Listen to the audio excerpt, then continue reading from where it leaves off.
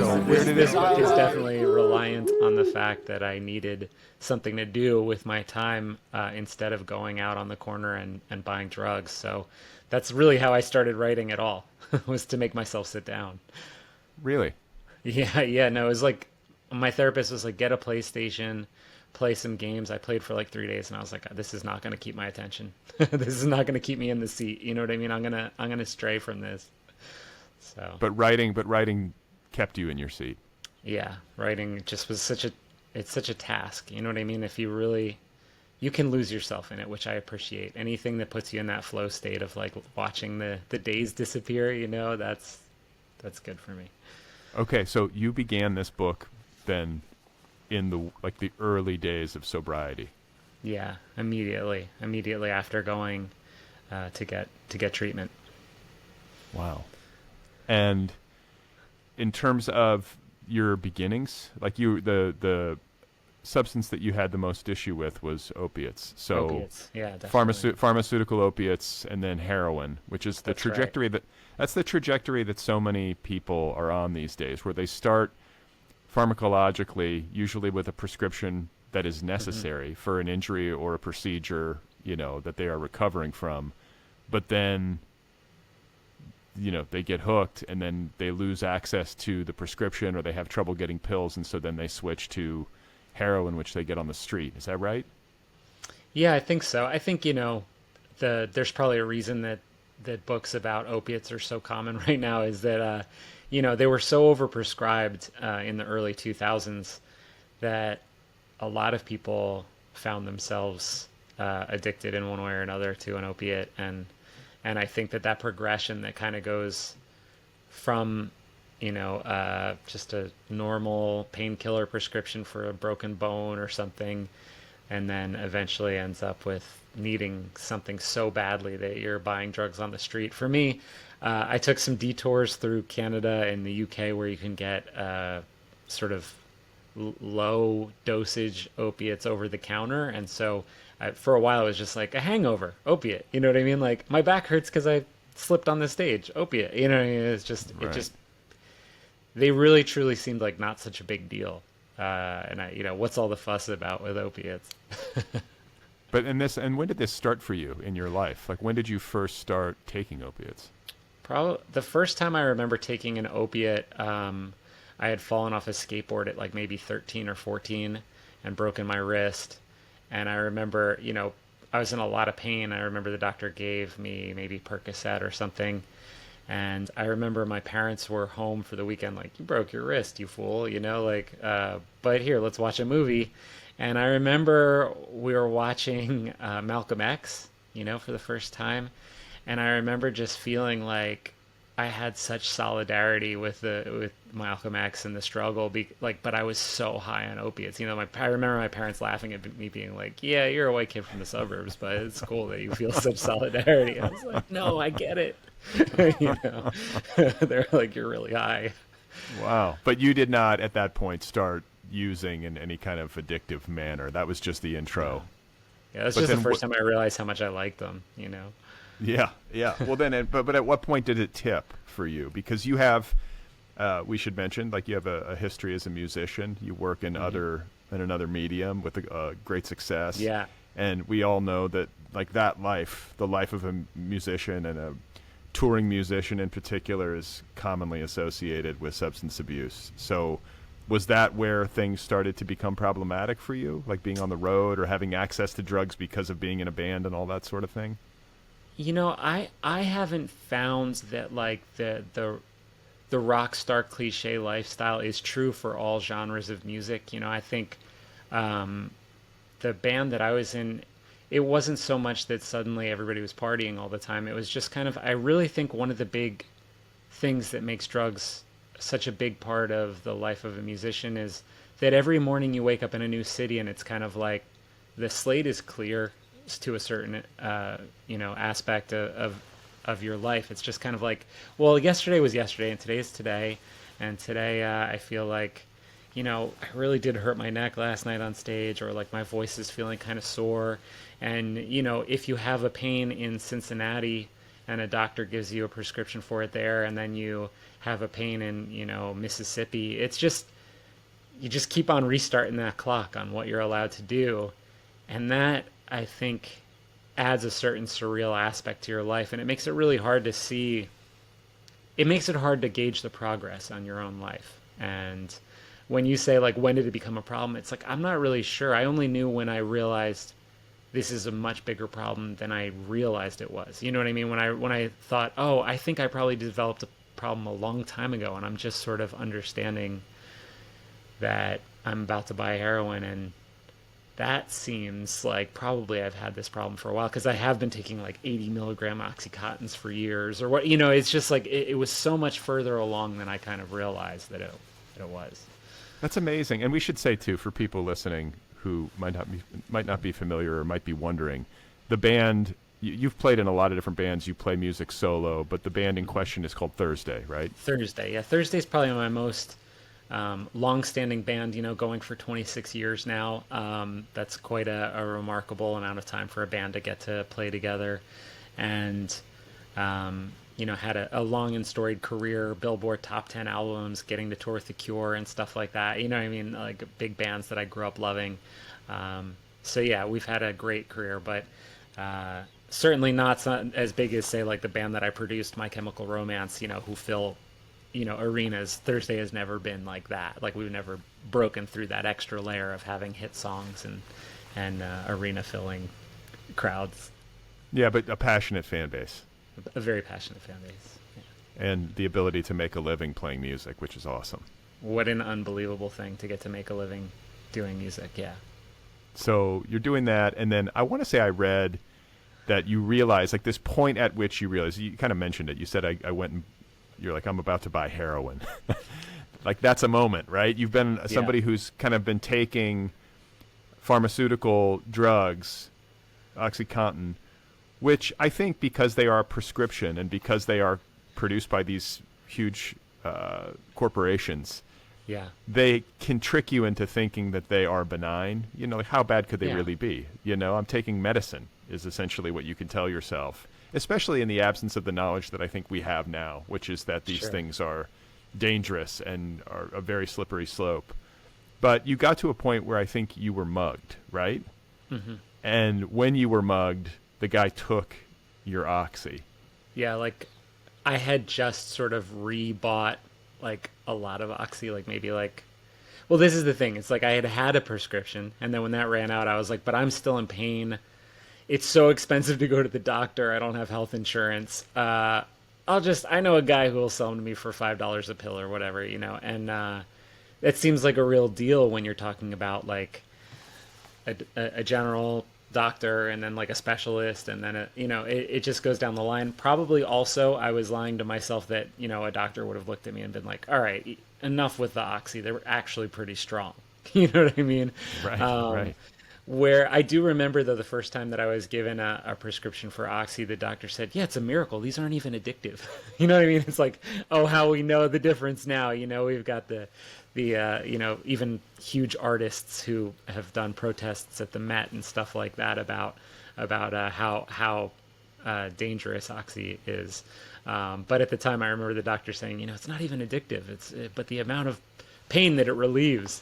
And I kind of thought the first time I took one, like, how could something that feels this good not be addictive? But okay, you know what I mean? It's amazing to me. It's like it's a good lesson that doctors don't know everything. It is so easy, I think, to believe that they do when you're in a situation, in particular, where you need a doctor. You're injured or you're sick in some way, but there's a lot of gray area in medicine, and there are also different gradations of doctors. Like some doctors are better than others. There are really bad doctors who don't know what the fuck they're talking about. Oh, sure, yeah.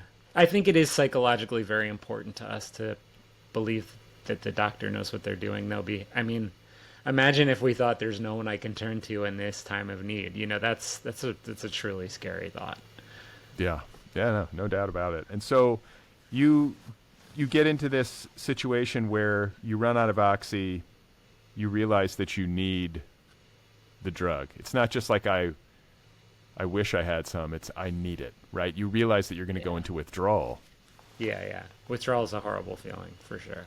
I'm curious to know about what withdrawal feels like because we hear about this, right? Oh, the withdrawal was so terrible. What what is it actually like to withdraw from opiates? Well, there's an acute stage that's like you're really, really sick and throwing up and your muscles are cramping and you can't sleep and it's sort of like terrifying. But I think the harder phase for me is the post-acute stage where basically the easiest way to describe it is that every stimuli gets converted to a pain stimuli. So just everything, the feel of the air on your skin really like it registers as pain. Getting in the shower registers as pain. Standing up, pain. Talking to somebody, pain. It's just kind of like everything just really, really hurts. And there's a sort of timelessness to it. It just feels like this is how it's going to be forever. There's not sort of, you can get through being sick knowing it's going to be 24, 48 at a stretch, maybe 72 hours. But there's an end point in sight where you're not going to be sick anymore. But the creeping dread of a kind of depressing, painful life for all time is what it seems like. That's the hardest part of withdrawal for me. How long does And it last typically? I mean, I've had it last for over 3 months. That's about as long as I've gotten before I've relapsed again. With the help of Ibogaine and the treatment that I went through, it lifts it pretty quickly, and you're able to see some light at the end of the tunnel and have some hope. And that really helped me to get into a 12-step I really, once I got sober, I took it very, very seriously, and I started a 12-step program, and I sponsor people, and I really do all the stuff you're supposed to do. And I know what you were saying about it being such serious business, and it's my first sponsee I lost to an overdose, and that really hits home when you're trying to help somebody get clean. It's a really unbelievable feeling, to have to tell yourself, like, I know it's not my fault, but geez, I wish I could have helped them more. So Did yeah, you I yourself definitely did you feel very yourself lucky. ever overdose? Did you ever overdose? Yeah, I did. I did. Never to the point where I was like in the hospital or, they said you almost didn't make it. But yeah, I took too much a couple times and needed to be kind of like slapped back awake or Narcan. Um, Narcan, yeah. I want to say yeah. I just read that they're putting vending machines with Narcan in Manhattan now or something. Like that's where we're at, which is I great. I hope mean, so. It's still so hard to get. yeah, it should be easier to get Yeah. because it's a lifesaver. If somebody's having an opiate overdose, is it nasal? You squirt it into their nose or Now it is. something? Yeah. Now it's nasal. Yeah. They used to have like a pen that was almost like an EpiPen, Mm-hmm. but nasal. Yeah. Wow. Okay. So I think I read somewhere that you had a low bottom, which is a term used in recovery communities. There's like the high bottom where you start to get sober without things getting too terrible, but you had a low bottom, like shit got rough, right? Yeah, I mean, I hear people with lower bottoms every day, jail, accidentally killed somebody, stuff like that. Mm. That's really scary, and I feel lucky that I didn't end up in jail and I didn't end up killing anybody.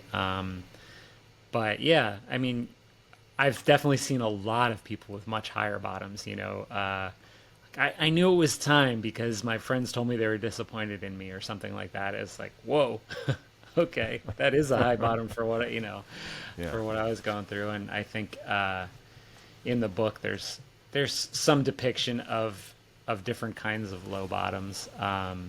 Some of them real, a lot of them more than I'd like to be real is real in the book. Hmm. But yeah, Well, it's interesting when it comes to addiction how a lot of it can be hidden. The degree of a person's issue with substance is often unclear even to people close to them. Sometimes it's completely like with opiates, a lot of people did not know. I'm thinking of my friend's experience. Like had maybe like knew like, oh, this is a guy who likes to party and have a few drinks or whatever, or get into other stuff on the weekends, but it was like he went through this whole process, I think, of becoming a junkie without people really knowing. A lot of it was secretive. And I'm wondering, like, how many people around you, I guess your bandmates, I think I read, knew, like, people knew that you were struggling with this, or did you hide it to a... it took a really long time for people to know. Yeah, I had to get kind of like lower on I had to start kind of scraping the bottom a little bit for people to realize. And that's as somebody who wasn't a big partier, wasn't a big, like, let's go out and rage, that's what I liked about opiates, was that I could kind of keep it to myself and just sort of, do my taxes and enjoy it because I feel great. You know what I mean? Just kind of like a little smile on my face while I'm giving interviews to people who like clearly have contempt for my band or whatever. I mean, there's so many situations you find yourself in on tour that are so uncomfortable and so strange, and I could just kind of be infinitely patient, feel like a Zen master. Right. So I mean, that's the allure of opiates, right? They sort of, it's like this pain-free kind of cloud that you're living on, but there are diminishing returns, right? You need more to keep it up, but it's almost like, I feel like with all drugs, the best time is almost always the first time. and then it slowly diminishes. Is that right? yeah, I mean, first time was okay. There's like five, time 6, time 10. That was those were the times that were really the best. That kind of the first year. My father is a chemist, and so I was pretty scientific about how I could best keep a schedule of keeping right very, very low and then going up a little bit and then up a little more, so that I would keep feeling the effects being heightened for quite a long time. Obviously that ran out at some point where the new good experiences were no longer happening, and by the end, literally, like, there was no relief even. It was like I was in withdrawal and I would do like $100 worth of heroin and be like, why don't I feel better yet? How is this possible? So yeah, it's a strange thing where at first it kind of seems too good to be true, and then at the end you're positive it's too good to be true. And by the end, you were doing how much money are you spending on opiates or heroin every day? Couple $100 a day. Yeah, it's expensive. It's totally unsustainable, and that's where you get into this sort of, what line wouldn't I cross to get a fix today? And I think that's how jails and institutions start being the norm, is because it's like, well, I have to, there's no choice. I just have to do this. Yeah. And it's like, because the alternative of going into withdrawal is just intolerable. Yeah, I mean, there was a couple years where it was like every week I'd be in withdrawal. You know what I mean? Like, just I'd try every week to quit and fail. And I remember the first time I was sharing something and joking at like an AA meeting, somebody said to me, "Yeah, but I remember when you counted 90 days 4 times in a year." You know what I mean? It's kind of just like, what are you talking about? Like, you can't get this to save your life, and now you think you know something. As it was a very knocking me down to size kind of moment, which is good when you're in recovery. Is getting knocked down a few pegs. But what you're saying is that you tried many times to get sober and it didn't take. Yeah. So, like, how many times can you even count how many times you tried? No, I mean, years of just trying. Years of only trying. And it's not working. Or Yeah, you'd go for a little bit and then fall off the wagon. Which is not uncommon in recovery. Exactly. That's common to have. Most people who get sober fall off at least once or twice, right? Yeah, I mean, I feel really lucky that I made it. For how many times I failed, I feel so lucky that I made it on this last go round, which I'm coming up on 6 years, as they say in the program, God willing. Yeah, congratulations. Thanks. So let's now pivot to your book, which is very much, I think we've sort of set the stage, but your book is very much about a guy. It's autofiction, so it's you, but it's a fictionalized version of you. And I've written autofiction, so I know how this works. Yeah. It's very close. It's very close to the bone, but you've noodled with some stuff and amalgamated some characters and changed some things around for the purposes of like narrative cohesion and everything. But this is your story, and you did not get sober in a lasting way until you tried Ibogaine therapy. So for people listening who don't know what that is, what is Ibogaine? Ibogaine is a psychedelic made. It's an isolate of a root bark from a shrub called the Iboga shrub, and so you shave the root bark off, and you have this psychedelically active substance, and then scientists have isolated the most active property, and that's ibogaine, is the isolate, and it facilitates like a 20 or longer hour trip that is extremely unpleasant, very dark, and shows you kind of all the things that you've done wrong in your life. It's sort of a life review. So, people call ayahuasca sort of the gentle mother of the psychedelic world, and then ibogaine is the harsh grandfather, as referred to often. So it's a much darker and kind of less pleasant version of something like ayahuasca. Okay, and Ibogaine, isn't it have its origins in Africa? It is, yes, in Gabon and the Bwiti tribe were the first ones to discover the effects of it, and so it was used ceremonially and religiously, and a lot of people attribute to that attribute the failure of missionaries to convert the tribes in that area of Africa to the efficacy of a spiritual ceremonial plant like ibogaine, or like iboga. And this is not a 100% safe psychedelic in the way that most psychedelics pretty much are. Like, psychedelics are actually, I mean, they can be psychologically harrowing, and you can have a really dark night of the soul, but in terms of like life or death stuff, incredibly safe statistically. Right. But ibogaine, I want to say 1 out of 300 people who take it don't make it. That's right. That's about the average of the mortality rate is 1 in 300. So, statistically significant, let's say, but much safer than heroin, and sort of it is its own kind of branch on the psychedelic tree, so to speak, because it is more dangerous. It does change your heart rate. It lengthens the QT time of your heart, which is like the electrical impulse of your heart. So it makes sense that it's talked about less. I mean, the psychedelic communities like MAPS and stuff, they're extremely excited about the idea of psilocybin being a treatment for various things. They're extremely excited about MDMA being a treatment for certain kinds of trauma therapy.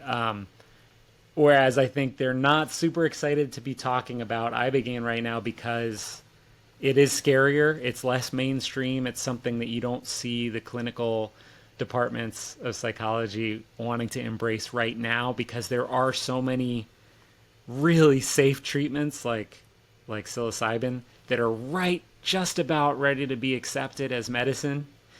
So I think that's but for this particular thing, for treatment of heroin addiction, it has its own special, unique benefit that nothing else seems to do. So that is what is so fascinating, is that Ibogaine treatment, for all of its challenges and like the 1 in 300 chance, which is what, a third of a percentage point chance that you're going to die. So it's very small, but it's still statistically significant. Yeah. It does have an incredible track record of helping people with severe opiate addiction get sober. It really does. I don't know why, and I can tell you that being on the inside of it, where I'm not a doctor, I'm not looking at the clinical results, I'm feeling the effects. It was, when I came home, people couldn't believe how much I seemed like myself again.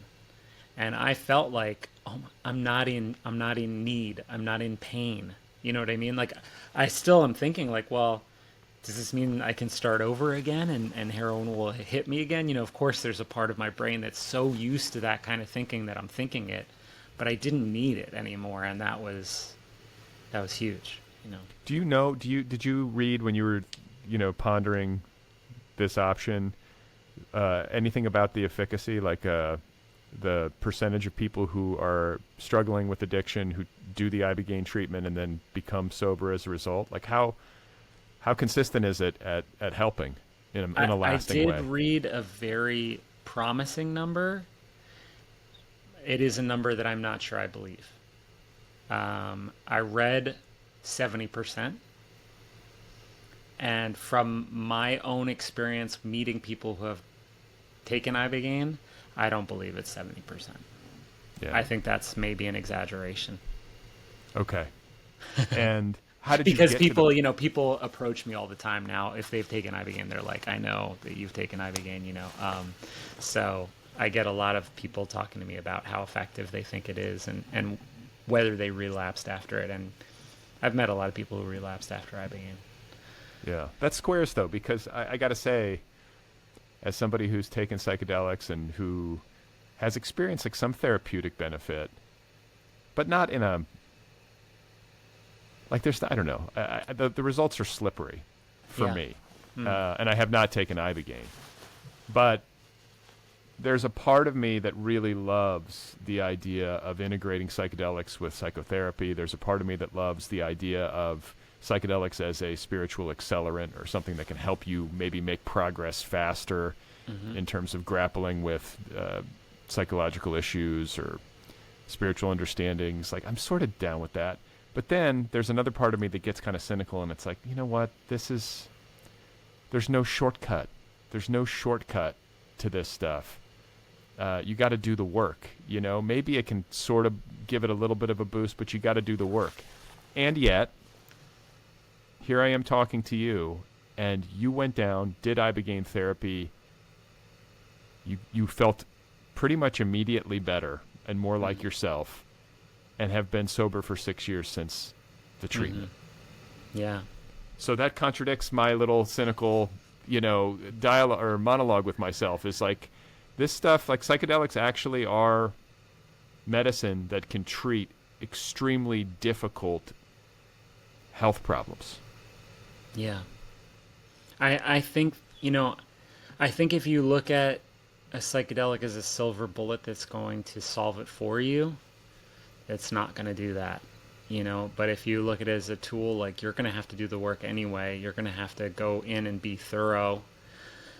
But this could be a thing that you use as one tool of many. I think that it could be very helpful. And, part of the treatment, it was a combination. It was Ibogaine and then DMT, smoking DMT with a shaman. It was the second part of it, because they said, we found that people were too depressed after taking Ibogaine, because you really learn a lot about yourself, and learning about yourself is not always easy. You know what I mean? Finding out your weaknesses, finding out your character defects, as the program would call it. It can be very painful to see it, especially if you're good at repressing things, which I think, drug users tend to be pretty good at repressing things. Painkillers? Yeah, exactly. Yeah, I don't want to feel that, so I won't, is sort of a good shorthand for using those kinds of drugs. But the experience that I had with, DMT is very, when I read your book, I felt like, oh, that's a very similar experience as he had, which was with, I think it was psilocybin, right? Yeah, right. Yeah, mushrooms. That the ego death, total transpersonal experience, unity with God, whatever you want to call it. My favorite one is lifting of the veil of consciousness. That was my favorite. The artificial layer of what we perceive the world as, pulling that away and experiencing a kind of pure being. I found that to be an incredibly liberating experience, and one that I often want to experience again. But I had a psychological therapist who you have to sign up for in order to even do the treatment. You have to say, I'll do 6 months of aftercare and I'll pay for that too, because you're too vulnerable when you leave. You know what I mean? For you to just go out into the world and just have fun. Yeah. Right. And the therapist said something to me that I haven't forgotten, which is, you knocked on a door and you got an answer. Are you sure you want to keep knocking? And I was like, that makes a lot of sense to me. I might not like what I get next time. And right now I've gotten something that's incredibly spiritually useful to me. It's changed the way I look at everything in my life. Like, literally, there's nothing that hasn't been changed by this experience. And I'm on a path. I'm on a good path now. Maybe that's it. I don't need to keep going down the same road. No, because I mean, like here's what I'm hearing, and like it's worth underlining is that Ibogaine is incredibly powerful. The experience that it delivers is like this is the thing I love about psychedelics is I characterize it to myself as like this is non-negotiable. Like you take that pill, you are going to have like an unbelievable experience. Like it's non-negotiable. Like it's gonna happen. Mm-hmm. But and for you, it did take like the Ibogaine treatment really did deliver you to a new and better place and put you on more stable ground to maintain sobriety. Inarguable, it sounds like. But you also did talk therapy for 6 months after, and I'm assuming it might even continue past that 6 months. Mm-hmm. You also embraced the 12-step programs that you talked about and all of the rigor and daily practice that entails and community that brings you, and the way that you are now sponsoring people. So it's fair to say that Ibogaine changed your life and set you on this path, but it alone is not enough. Mm-hmm. Like that's a really important point. Absolutely. You know, yes, it worked, and yes, you fall into the percentage of whatever people who do Ibogaine treatment, they kick heroin, they kick opiates. Mm-hmm. But I mean, I'll pose it as a question to you. Do you really think that you would be sober right now if you had only done the Ibogaine and hadn't done all this other stuff?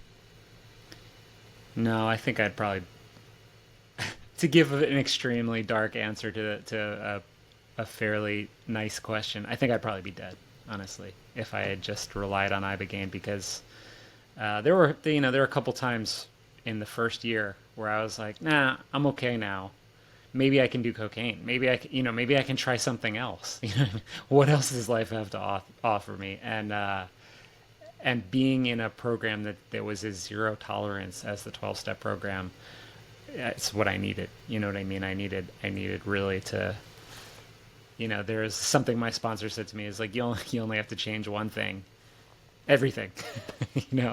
That's all, your life. That's the only thing you have to change. Yeah.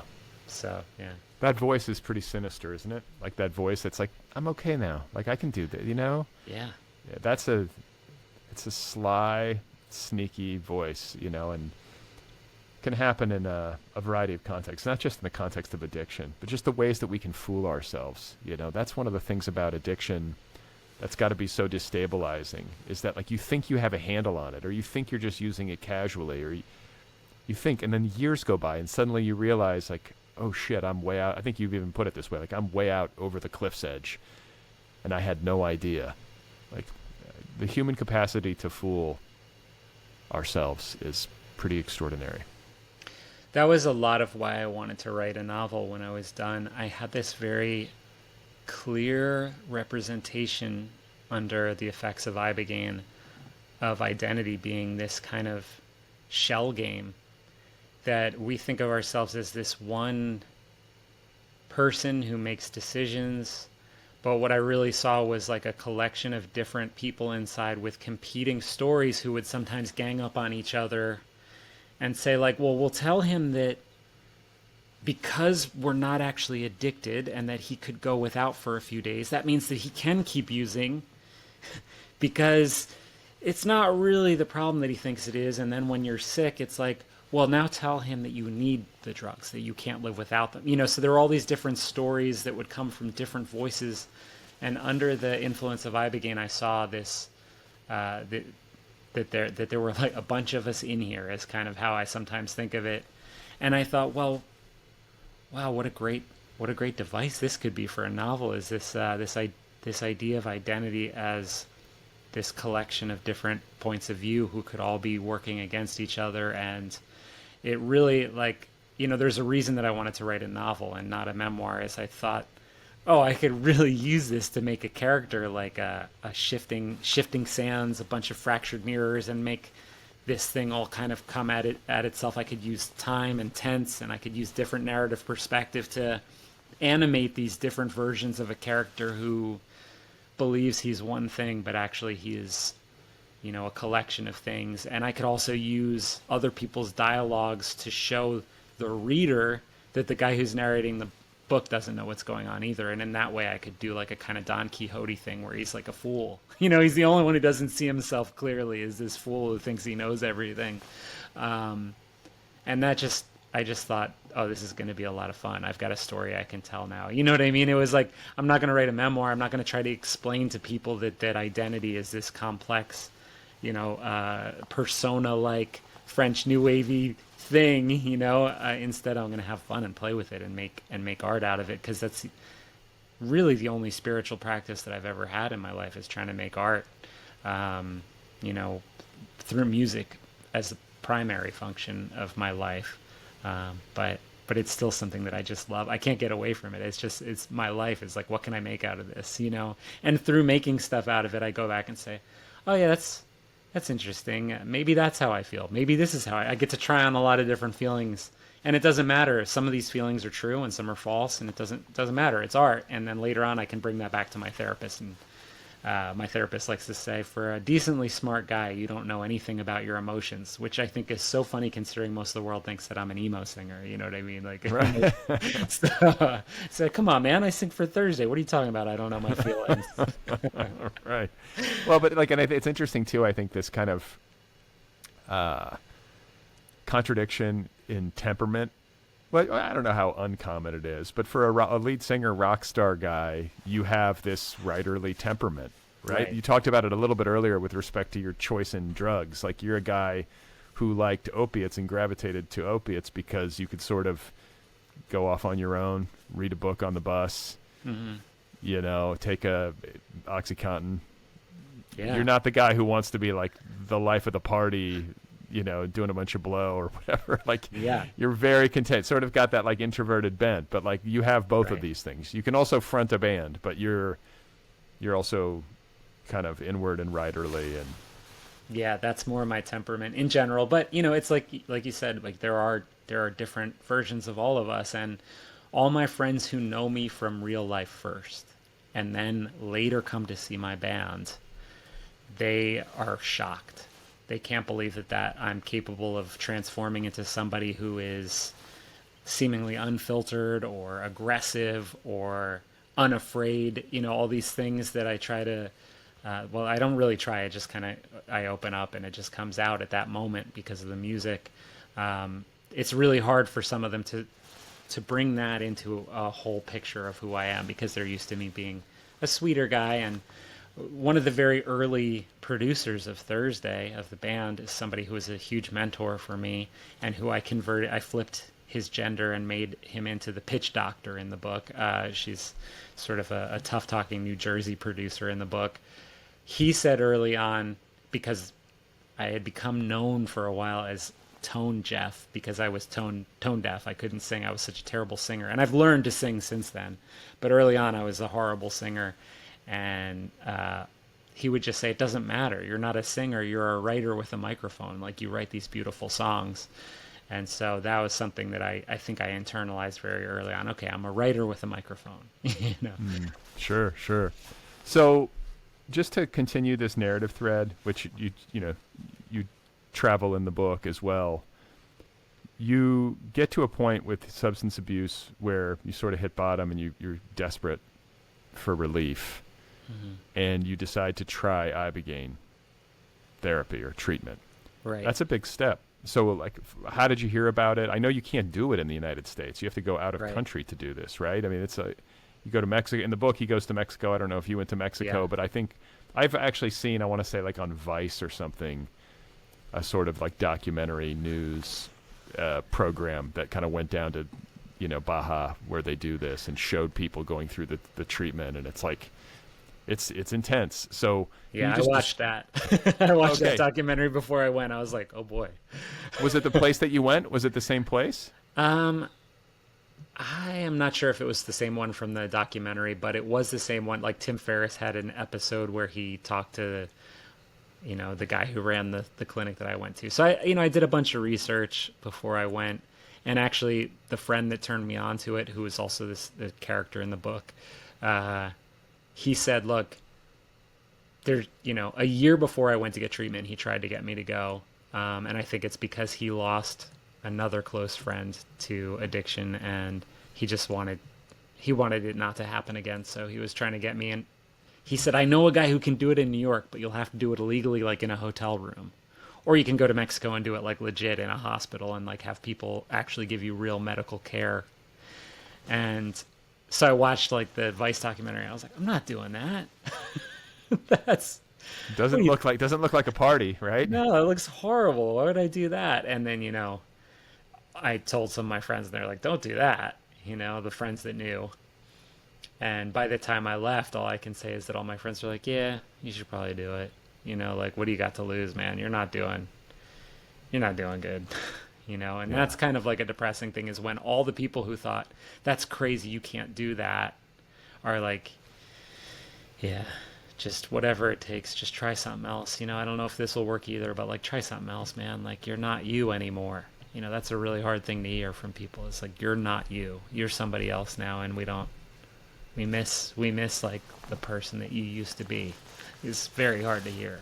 Especially from like your closest pals, right? I mean, Yeah. that's rough. Or And- like your mom, you know what I mean? or your or your That's mom, or tough. your love interest. I mean, this novel is very much a love story. I feel like that is the kind of driver of the narrative. Ultimately, is the separation of this couple, and then they're coming back together at the end.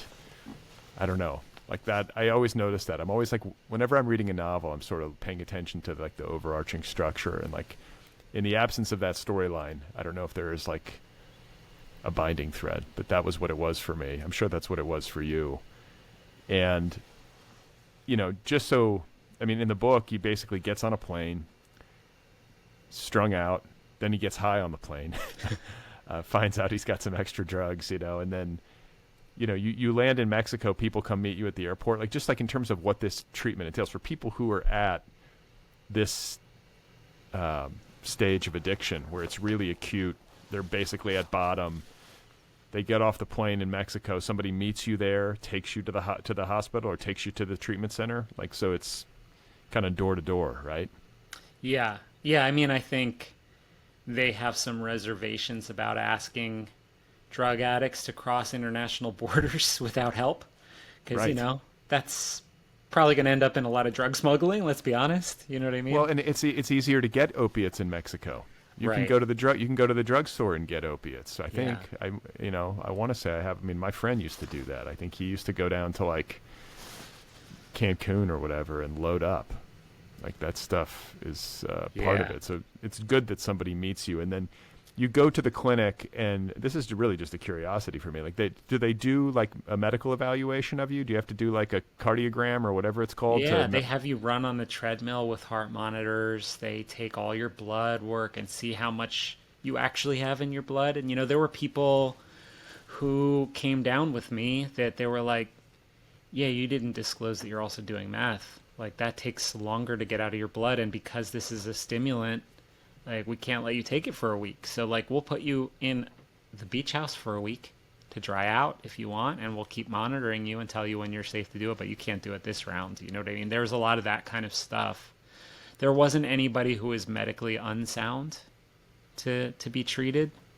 Everybody that got stress tested was in fighting condition to do it. But yeah, it was a very intense. We were there for like 7 days before we took it or something. I condensed the timeline of the book a lot just because I wanted I wanted people to feel experientially, like the book is in the present tense.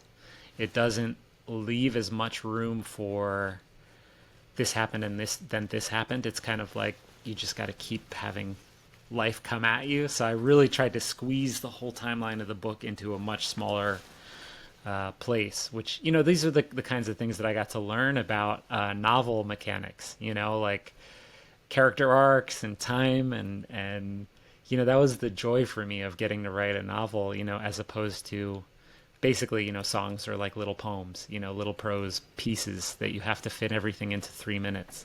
And But now not that bad training. Not bad training for writing a novel in some ways, like that compression and learning how to distill complicated feelings and even storylines down into a song. Probably Yeah. useful. Yeah, although I think you can get, because I'd been doing it for so long, you can become over reliant on devices that work better in poetry than they do in prose. And my agent kept saying to me, you have to learn decompression. You have to learn what it means to stretch something out instead of having the whole image hit all at once. Like, how do you make that last? And so all those things I found incredibly satisfying and frustrating, of course. There were times where I just thought, I actually might be stupid. I might be finding out now that I'm stupid, I have that feeling all the time. It's a recurring theme for me, but yeah, I get it. I'd ask somebody for a reading list, and they'd send me a thoughtful reading list of, I'd say I want to learn about architecture, and they'd send me like 5 things, but from a poetic angle or whatever, they'd send me 5 different things. And then their casual message to me would hit me as something more beautiful than I had written in 7 drafts of a 300-page novel. And I'd think, oh, I'm going to expose myself as a fraud, as a dilettante who doesn't know what he's doing.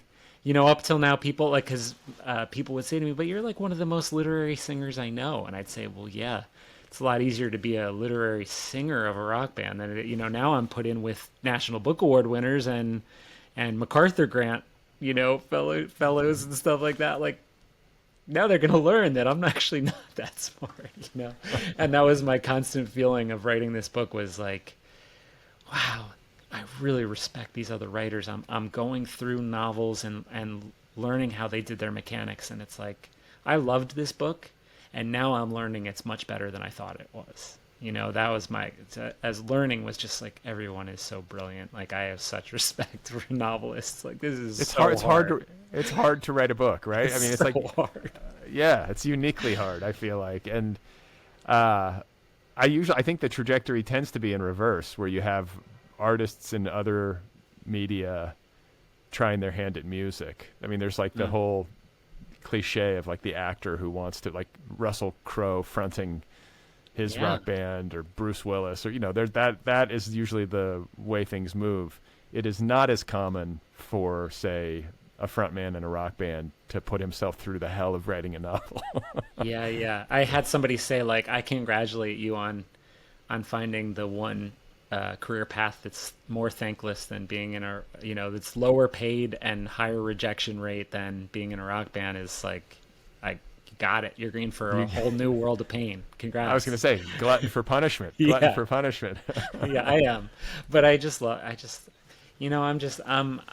and embrace the philosophy of staying an amateur at something for your whole life. I love music. I love novels. I read a couple novels every week. It's like, to me, I'm living the dream. Like, I had a major publisher send me a free book this week because, I've been posting books on my Instagram, and I thought, like, this is it. I figured out how to get a free book. You know what I mean? Yeah. Like, I did it. You've arrived. You've arrived. Yeah. So let's, I want to talk, I'm sure people are wondering, we got to the point where you're at the clinic, you go through the stress test, they're kind of checking your vitals and making sure you're in fighting shape, as you said, to be able to do the Ibogaine therapy.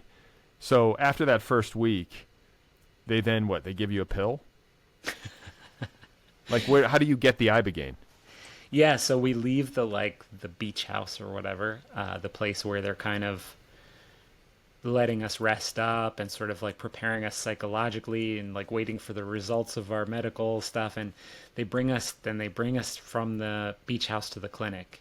And the clinic is they run an IV and they hook us to the heart machine and they put us in a hospital bed with like a weighted blanket so we don't try to get up because you can't walk, and then they bring the first little cup. And the first little paper you cup. You can't walk when you're on Ibogaine. Yeah, no. The major symptom that people experience is called ataxia, which sounds like it sounds like a symptom. No, it's like a complete rewiring of the world where like you try to lift your arm up and instead your foot wiggles, and like it's just you can't control your body anymore, and even your sense of up and down kind of flip to the point where everything's spinning and nothing feels real. It's just it is like being on a roller coaster, only the roller coaster is your body. So they try and keep you in the bed because once you start trying to move, it's not good. So okay. They prepare you by doing that, and then they bring you the cup that has the test dose, and that's to make sure you're not allergic to it. So rather than like get you way down that road. Let's bring you a little tiny bit and see if your body rejects it, and then we can say, this isn't for you, and I imagine they're trying to cut down on that 1 in 300 people dying, so it's like, make sure the heart's okay, make sure this is okay, make sure you're not allergic to the drug itself. How powerful is the test dose? I mean, is it powerful enough to be psychoactive? Or are you like, oh, I'm tripping, or is it just No, minor? I didn't notice anything. Okay. I mean, it takes a really long time for psychedelics to work for me. So I was kind of like, all right, I'm not feeling anything, but you never know. It might be a couple hours away, and then they brought the flood dose. After they've said, okay, your heart rate's going up. It's good. That means like you're feeling it. Your heart rate's up. But you're not having whatever their gauge for, you're allergic to it is. I don't know what that gauge is, but they said, okay, you're good to take the flood dose now. And that flood dose is like, instead of 1 pill, it's like 6 pills in a cup.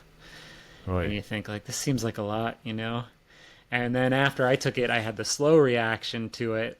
Like I have a slow reaction to everything. And so they brought me more and said like, this will tip you over. Make sure you don't get stuck. Because there is a danger if you don't take enough psychedelics, you'll be sort of in an uncomfortable place where you're like really resisting being in the trip.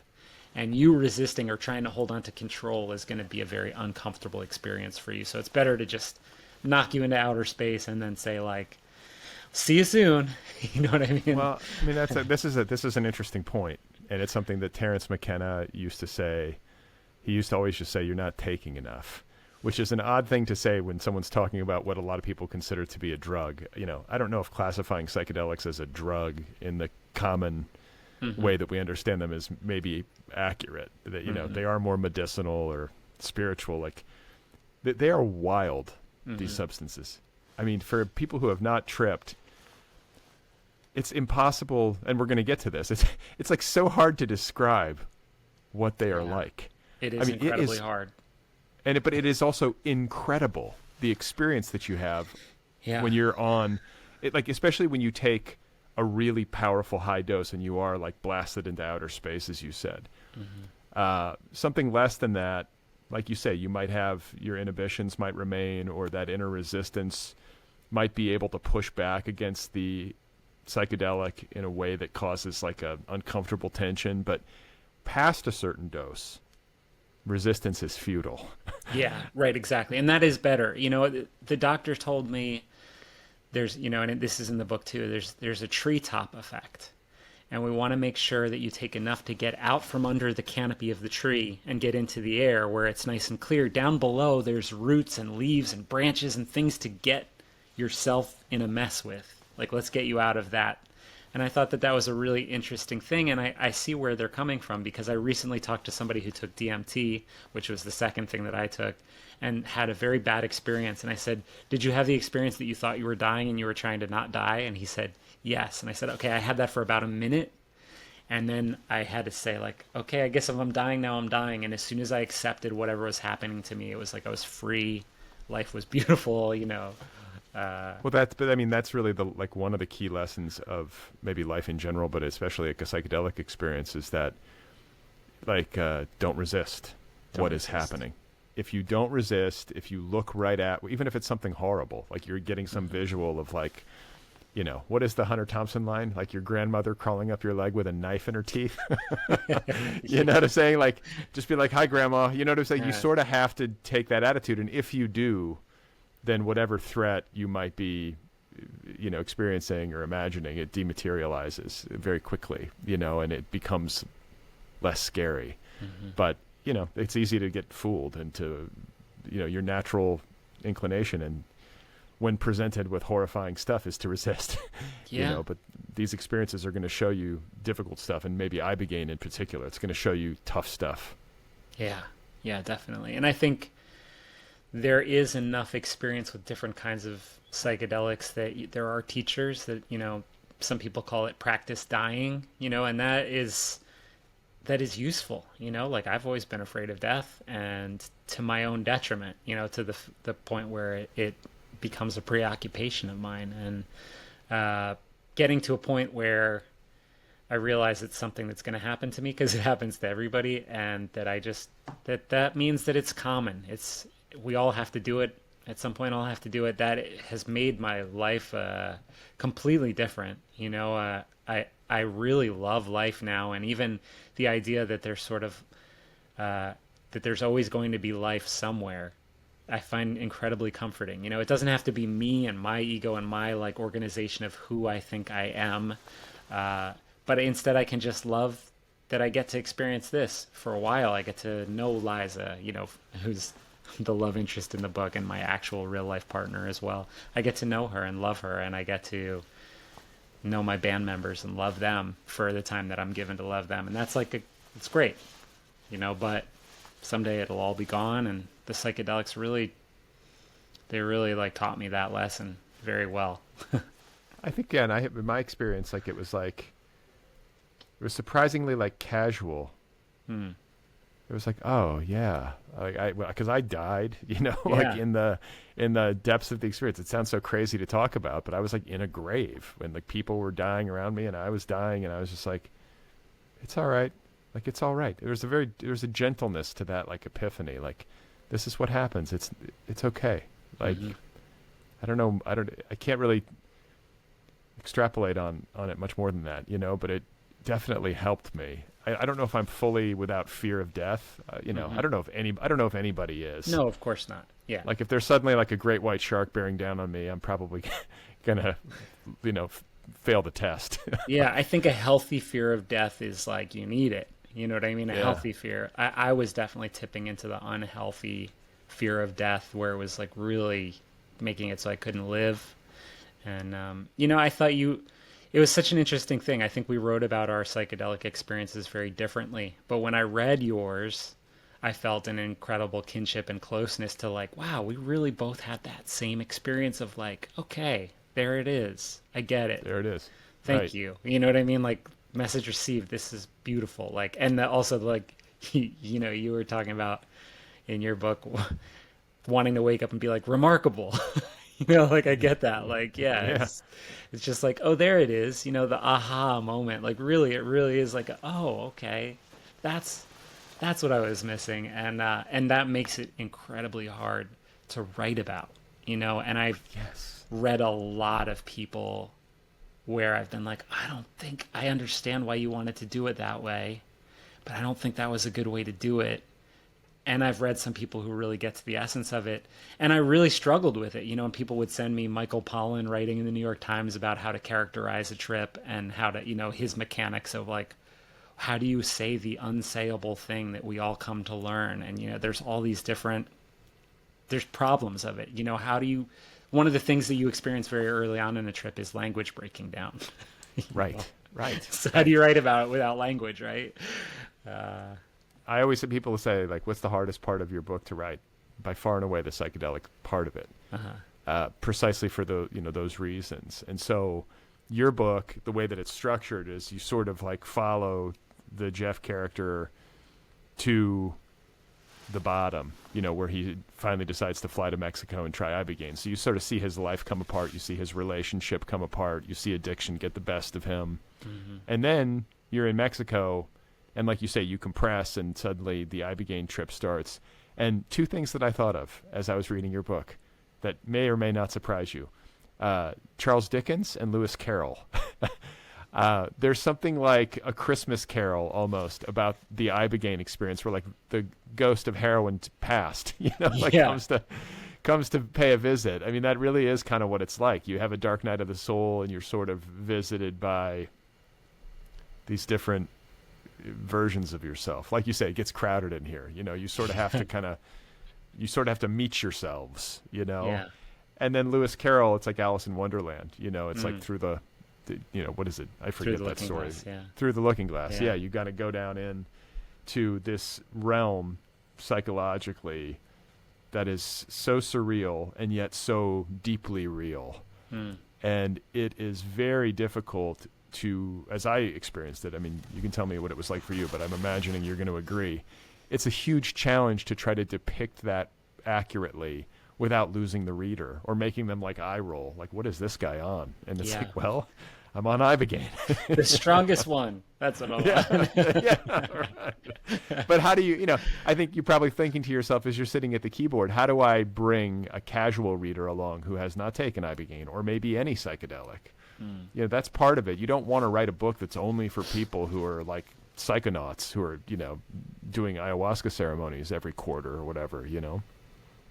Yeah, that was the big challenge. I mean, so when the book started, it immediately just jumped. When I first started writing the book, I should say, it immediately jumped into the psychedelic flashes. And it took me a long time to kind of find my way. And what I had to really do was convert the experiential into story forms. That's what I really thought. I need to find a structure that can bear the weight of 1/3 of my book being a dream, basically. Like they Right. say, don't tell people your dreams. And I'm like, I've decided to tell people my dreams. Like, this is a terrible idea, right? I mean, I feel like this is like nobody's taken Ibogaine. It's like so uncommon. Like I really feel like I've got a story here if I can figure out the container to put it in. And I love novels. They're like, I don't read nonfiction almost ever. I just love novels. I love the form. I think fiction is like one of the truest things that you can make. It reveals so much about being human that nonfiction just doesn't catch for me. So I thought, how do I do that? Because every time I start trying to write what it was actually like in my Ibogaine trip, it's just messy. It's gross. It doesn't make any sense. It's nonlinear. It's just 24 hours of like chaos. Like I can't do this. You know what I mean? It's a horrible thing. And I remember talking to my agent, Monica, Monica Woods, who past guest on this program. Oh, I love her. She's so amazing. She's such a good friend and a great agent. And she just said, you can write a very experimental niche book that way if you want. And people will pick up kind of where they want to and they'll leave you where they want to. And I didn't want to do that. So I started looking at, I could do like an Odyssey thing maybe. And no, that doesn't. Everybody does the hero's journey. I can't do the hero's journey. Like, what am I going to do? And when I was looking through forms, I found Dante's Inferno again. And I remembered that my thesis advisor in college was Miguel Aldrin, and one of his closest friends was Amira Baraka, who, when Amira Baraka was still Leroy Jones, wrote The System of Dante's Hell. And I thought, I guess it's a pretty versatile skeleton, this Dante's Inferno, because it's got all these archetypal forms in it. It's got the threes, and everybody loves 3. I grew up Catholic, so like 3 is a big number for me anyway. As did I. I grew up Catholic, so it never really leaves you fully. It's always there in the back informing things and telling you you're bad. So I started saying, okay, I'm going to write a little tiny bit in the beginning, and that's going to be the character lost in this forest. He's lost in a deep forest, and that's going to be this little tiny sliver that I do at the beginning. And that's how the book started. There was a little sliver of the bottom, of hitting bottom in the beginning, and that was going to be my forest section. And then I was going to jump into these 3 sort of subdivided infernos, and then I was going to go into purgatory, and paradise was going to be recovery. And so that's how I started, And as I got further down the line, I realized that to support a huge dream sequence that was going to be like 100 pages long, I actually needed a lot more reality first, or else it just wasn't hitting. It didn't. Why would you care about this character when all you're learning about him may be fake? So I realized, and through Monica telling me that I also, was not doing a good job yet, I kept on going back and adding to that first section, that forest, until finally I realized, no, my book is still 3s. It's still this divine comedy, but there is no paradise. Paradise is something that either will or won't come later, because this is real life. You know what I mean? Maybe paradise even seems made up. So I have to leave my character at the end in this kind of purgatory that has the possibility of being a paradise if we make it a paradise. And that's kind of like, once I had that structure, I started seeing, okay, the more I rely on like very classic story forms, the more this is going to take the shape of a story instead of like this crazy thing that happened to me. And so yeah, Dickens is in there, and even the Martin Shkreli character says like, "You don't even understand Dickens. You're named after Chaucer, and you don't understand. You think I'm like Jacob Marley or whatever, like, or you think I'm Scrooge. It doesn't even make sense. So, the further I went into those forms, the more the weight rested in a comfortable way where I could say, okay, you're telling people 100 pages of it, what is essentially a dream, but actually it's a story. And what's a story? A story can be a dream too, as long as it's not just like your boring old real life. As long as this real life is not just a real life, it's a story. It's got a dramatic arc. You wrote in I wrote in a climax in the book, and like Ibogaine trip didn't have a climax. It just had a bunch of pictures that I had to figure out later on. And so that was the fun of the story, really, was like making a story sense out of this like sort of extended nightmare that I went on. Yeah, well, I mean, let me ask you, because I think one of the characteristics of all psychedelic experiences is how slippery they are after the fact and how fleeting they are. And so, you can have what is just feels like this thunderous, wild, pivotal, like deeply meaningful experience, and within 24 hours it's gone. Like the memories of it are so hard to hang on to. So I think integration after any trip, whether you're doing it in a therapeutic mode or trying to kick heroin, or whether you're just somebody who's trying to, like, I don't know, better themselves or have a big experience, like doing some sort of integrative work after the fact is useful. I have to believe that at this Ibogaine treatment center, they have like a structured integration process after you come down, because I don't understand how you could have possibly written about it so vividly in the absence of that, right? I mean, in the absence of having some kind of like immediate post-trip integration, either writing stuff down or talking it out, a lot of it would be lost, right? Absolutely, yeah. And to be fair, as is the nature of memory, like I remember my trip now in a way that conforms a lot closer to the way that I wrote about the trip. A lot of the actual details, I just kind of remember the shape of them, that they were like sort of brown and dirty. This is sort of like a glowing, smoldering effect to the proceedings. That's kind of like the nature of what I remember, if I really think back to it. But, what I remember more than anything is they give you like 3 days after the Ibogaine to come back to yourself. And, the first day you can't walk at all. So it's like basically like nurses coming and bringing you soup and orange juice and just trying to help you kind of like cope with the fact that you're really sad that you've seen all the damage you've caused in people's lives and all this stuff that's so uncomfortable to see. And that's the first day back. No picnic. Second day back, they try to kind of start to integrate you into your life again. But that was so incredibly painful for people. I remember the people that I was there with were trying to leave and were like, what kind of a place am I in that you would do that to me? Like, that was so horrible, other people being like borderline suicidal, just like so beside themselves. And in there, to their credit, they would kind of treat you like spa day. They'd like give you manicures and pedicures and like massage you when you couldn't really move around to get your like blood flowing again. They'd take you out on a horse. You'd go through the countryside, which to me, I could barely sit on the horse. I was so shaken up. But just like a rag doll. Yeah, like literally my horse, like I had so little control that my horse jumped into the creek and like I was soaked, and my shoes, like when I went to the airport, like my shoes were still wet from when this horse jumped in the creek. So it was kind of like, yeah, it was a pretty, is pretty dark. And I really do think the DMT actually really helps you kind of come back and have like a little more color in your cheeks. You know what I mean? Just kind of like a little more a hope for your own life to be like a good place. And so wait, I want to ask you, because like this is an interesting part of the process, is that you go through this incredibly intense Ibogaine trip. Yeah. At what point did they, because for people listening, DMT is typically smoked, is that right? Yes, we did. Okay. We smoked it, yes. Yeah, you smoke it, and it's like basically like strapping yourself to a rocket ship. Yeah, exactly. And the trip lasts what, like 15 minutes, like 10 to 15 minutes even? I think Not ours even. was 20 because so there are two different forms of DMT, and we took the much more rare form, which is the organic compound, which is made from like a toad's venom.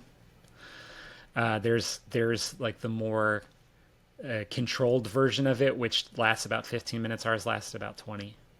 Okay. Yeah, And so just to differentiate, like you write about this really well in the novel about what it's like when Ibogaine is coming on. And you have like a lot of times, like one of the signs that the Ibogaine is starting to come on is that you have auditory hallucinations. that's right. Yeah. You start to hear like crickets. It's so wild, you know? Or like, Bees, swarms. You hear things swarming and they start far away. And you're kind of like, is that a, do you think that's like the oral hallucination, or is that real? You kind of, because you're kind of like, it's so far away, it's really hard to tell. And then eventually they're in the room with you and they're everywhere. And it's like, sort of like at some point it stops being outside your head and it goes inside your head. And that's the point at which if you close your eyes and it goes inside, then you're in. And the trip is going. You know what I mean? You were on it. I remember feeling like a little, like it's just like a little, like I expected like boom, and instead it just kind of was like somebody cracked the soda, and suddenly it was fizzling, and I was fizzling, and I was in the trip, and I was like, okay, now I'm tripping. Whereas DMT is not like that. It's DMT is what? I've never done DMT. So what does that I mean? You just like you smoke it and all of a sudden it's just like you're in like a light tunnel flying at like Mach 3 or what? What is it? I wish it was that simple. It was like basically somebody counts you down from 10 after you, because you smoke as much as you can until like literally until your lungs are as full as they can get. And then when they're like, you literally can't take any more breath in, they have you hold it for 10 seconds. And at the end of the 10 seconds, you exhale. And by the time you exhale, it's like you're exhaling who you are. When I heard the 0, I remember like my skin and everything breaking into geometric shapes that were fitting together, and then those shapes started going kind of like into impossible 4D geometry. Like it just all, reality went bye-bye. And even like my concept of what time and space and matter are completely dissolved to the place where I remember my last gasp of holding on to who I was. I looked up at the shaman and I was like, am I okay? Because I was like, I'm dying. This is something's wrong. And he was like, you're fine. You're going to be fine. And when he said that, I just remember I just stretched my hands out and I just said like, okay, take me. Like I really was kind of almost ready to like, if this is it, if I'm dead now, just take me away from here. I don't want to do it anymore. This is too much pain. It was really like, I had been through so much and I had seen so many horrible things the night before that I was just like, just take me if you're going to take me, So this was the day after you came down from Ibogaine. They give It's you like the DMT. almost 3 days later. Okay. Yeah. But relatively close. Pretty close, yeah. And I had... It's like a palate cleanser. It's an amuse-bouche. it's like nice little sorbet, Yeah. Sorbetto of human suffering. But wow. But it was immediate. I blasted off as soon as I said I accepted it. I was sort of united with this kind of, what I really felt was some essence of me pulled out of me, and I could see it. I could see the essence of me, and it was sort of this like purple. Like the purple was the pain, and the white was like the kind of life, and the purple was like the pain part of me, the part of me that hurt. And the part of me that hurt was so much darker than the rest of me. Like the pain that was my essence was so much deeper than anything else, any of the light in me. And what I remember was the universe or God or whatever being like, oh, he's a good one. Like, almost like being like, that's how you do it. You get in there and you live that pain. You know what I mean? Like, get in there, go. Like, you did it. Good job. And it like flew out and it joined this big pink glowing orb that was like all of humanity and all of time and all of God and all of everything. And when I saw like myself being joined with that everything, I just cried so hard because I was so happy. Like I cried so hard because I was like, oh, everything that I thought was like horrible about life is like this beautiful. I get to be part of existence. Like existence is so beautiful. I can't believe that I was like stressing and sweating all this stuff when it's like, this is it. Like the stress and the that's part of the fun of life. It's like living, really being attached to the good and the bad is like, what an intense experience. Boy. And then you come out of it. There are people listening right now in their cars or whatever who've never done this that are just like, what the fuck is going on? Yeah. But it's like, smoke some DMT and get back to us, right? Like, I'm sure, like the thing about it is, again, it's like, it's inarguable. And it's also, for all of the difficulties that led you to these moments, I'll pose it as a question. Do you feel grateful for having had these psychedelic experiences? I have to imagine you do, right? Like, even like addiction aside, what would it be like to go through your whole life and to never have tasted a psychedelic experience? I find that sad to contemplate. Like, I know that some people have like psychological issues that sort of like, foreclose on any kind of psychedelic experience. Mm-hmm. That I get. But if you're somebody who doesn't have that and you're just like, nah, I don't want to try that. It's like, really? You don't want to, like, I don't know. I guess it's not for everybody, but I just feel like it's so wild and it's so hard to share and articulate after the fact. And it's so life-affirming in the strangest way. And it really feels essential to me. Does it feel essential to you in that way? For me, yeah, for my temperament, it's something that I definitely needed and I definitely value in a huge way. And I think it helped save my life. It helped me save my life, seeing it from this vantage point. And it makes me more connected to my life. It makes me more grateful for my life than I had ever been before. I think I had sort of just, like, you wake up and then you're in your life and that's kind of it. And it's weird.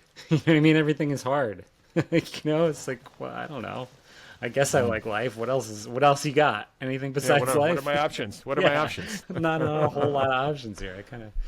But it made me go, wow, this is like, the 10,000 things. There's like, it's what an unbelievably beautiful place, despite all the breakdown of the beauty, around us. And I don't know. It is a weird thing, it is so essential that it's like telling people about it is kind of like a hubristic thing to do, I guess, in some ways. But I do think that, yeah, it can be insufferable to be the guy who's like, you got to do ayahuasca, man. You're like, yeah, it is. And like, I think I tried really hard to make the book not just sort of like a, tripping, bro.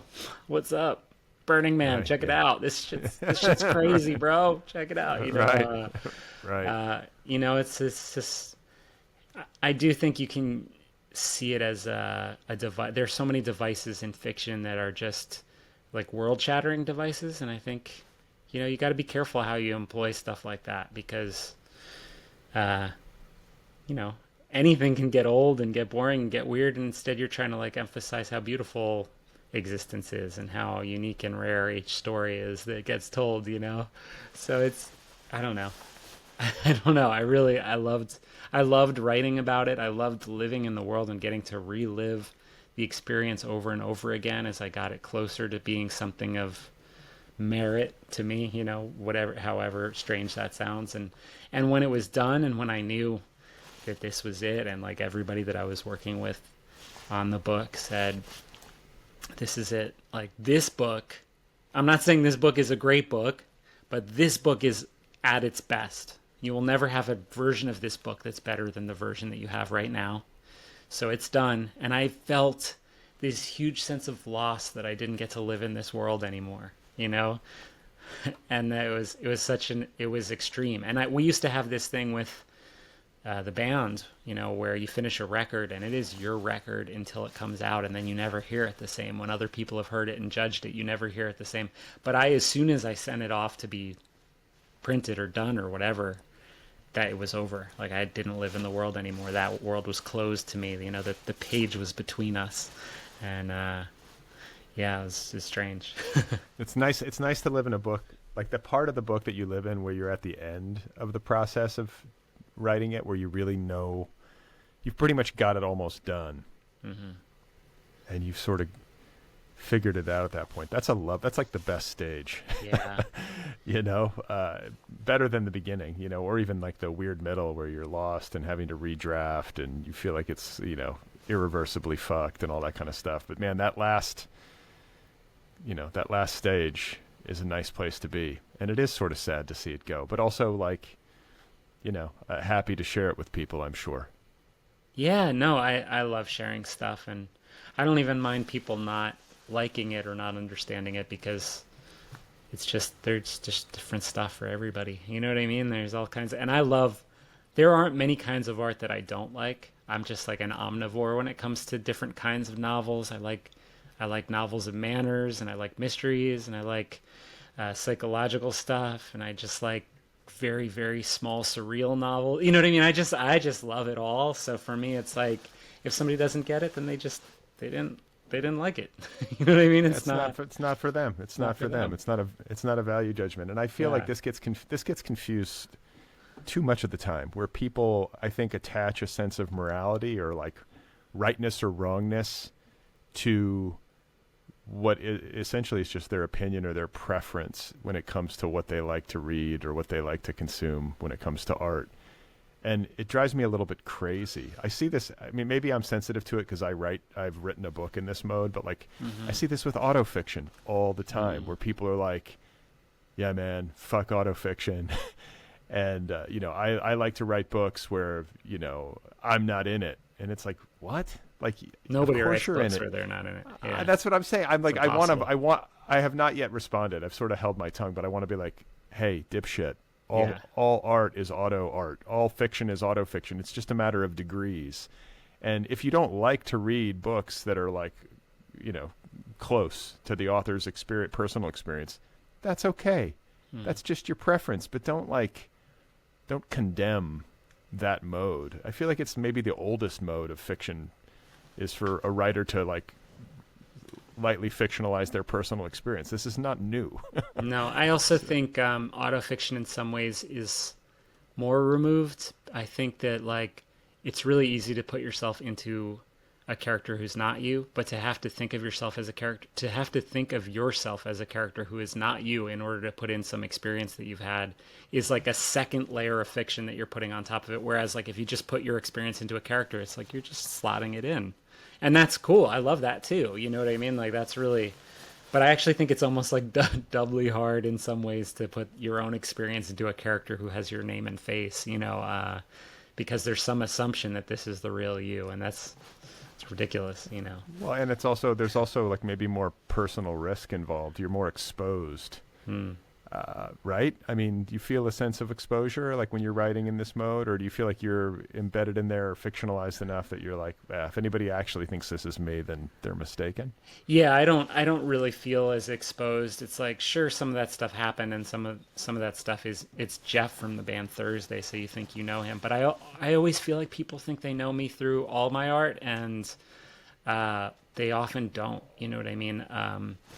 So it's just kind of like, okay, if that makes you feel like you know me better than you do, that's fine for you to take that away. But I don't feel like you know me any more than you do. You know what I mean? You haven't gone to the bakery with me and had like 7 croissants in the morning. That's how people really know me when they do that. 7 croissants every morning. Man. Is this Not every morning, but my partner works in Liza from the book. She works in food. She has a documentary series on food, and so when we try foods, we go so deep. It's like, it's big. So that's my normal, like, that's how you look know like me. You look like you have a high metabolism. I think it's you can process it. That was the hardest thing about quitting heroin, is like you get chubby because you stay so skinny on heroin. So like, I'd talk to other friends that'd be like, I don't want to quit. Like I got a photo shoot. And he's like, oh, you don't want the fat face. No, I don't want the fat face. I want the skinny face. But after a couple of years sober, there's all kinds of you get obsessed with working out. You get obsessed with weird diets. It's just, you need to turn your obsessions into something else, so it all happens. For me, it was like Perfume was one of my big ones. I got obsessed with Perfume. Well, I was going to say, you wrote that, well, your dad's a chemist, and you wrote this book. You'd have like a different perfume. You'd sit down to write in the morning with your coffee, and then it's almost like aromatherapy or something, right? You would put a new scent, like you dab a new scent on your arm, and it would What does that do? Like, because I have not heard that. That is something new for me. Is somebody Yeah. using aromas to help like stimulate the creative process? It's almost like a different outfit, you know. It's like some of them, like the icy green ones, you know, they feel extremely like a coat of armor that I could put on, so I'm unflappable, you know. And then there's ones that are more vulnerable and beautiful, and those ones I would put on if I'm feeling more sensitive. Some of them evoke like countrysides and they're agrestic. Other ones are quite urban and so it, you know, the thing that I also really love about a good perfume has three stages, and it's like it's an artwork of time, and the different evaporation curves of the different materials have lifespans that are changing, and so these different relationships and some materials last longer than others. So it starts out as like a bergamot and you know, hay, and then it moves to like the hay actually becomes part of a tobacco accord with the spices in the heart, and then at the end it's like a resin. And I just love this changing. It's a lot like music in so many ways. The notes aren't able to stay in one configuration, so they have to keep sliding into new configurations. And the way you use those, they call them chords, you know, or accords in perfumery. And it just really engages my mind and makes me think about time. I really think that that's what perfume is. It's the art of time, and I think about how useful time is in every art form, you know, fiction and so yeah. I That's don't the know. most beautiful thing I've ever heard said about perfume in my life.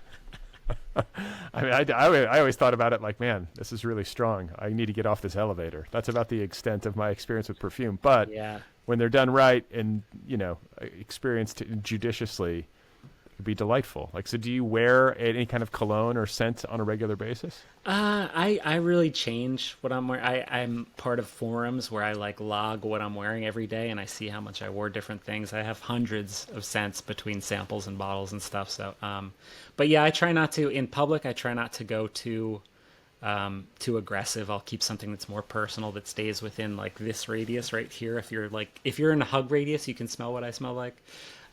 Whereas on stage, sometimes if I'm feeling like aggressive, I have like there's one leather that I have that's like extremely like tough leather. A leather scent. Yeah, leather scent, and it's by this great perfumer, and he's like a sort of like a bad boy of perfumery. You know, he's got Bad boy of perfumery. yeah, he's got like a little mohawk, and his dog has the same mohawk and stuff. You know, he's such a great character, and such a brilliant perfumer. But this one is just it's wonderful. It's like such a intense leather, and it has also fresh and nice notes. So if you're further away, it's not, but up close, it's like really aggressive, and that makes sometimes on stage, if I just want to be like, nobody can touch me, you know, nobody can come near me because I have this tough leather exterior on, then I put it on, and I kind of feel like I embody that spiritually, you know.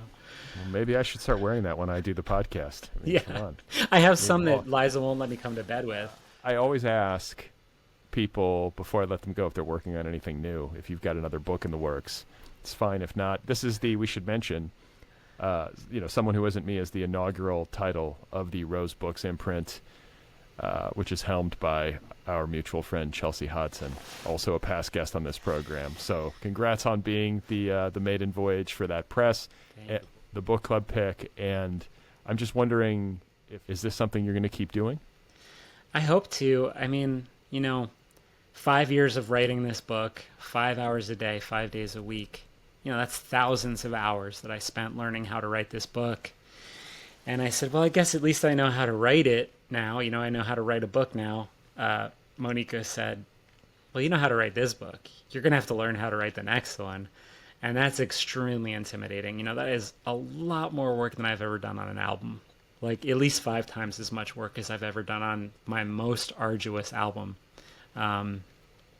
For something that is much more limited in the amount of people who could appreciate it. You know, I think you can hear a song generally and be like, oh yeah, there's something to it. There's a lot of different things for different people. Some people relate emotionally. Some people just like that it's loud and nasty. Some people like the aggressive nature. You know, there's all these different angles that you can come to music from. But a book is like, you really have to be in this.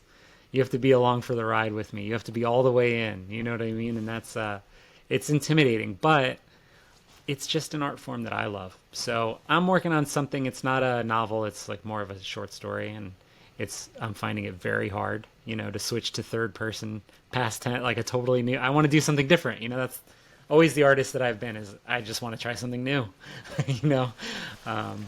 So yeah, I hope to keep writing. I don't know how successful I'll be with it. This really feels like I won't ever write anything like this again. I can't imagine how you would unless you repeat the cycle, which we don't want to do.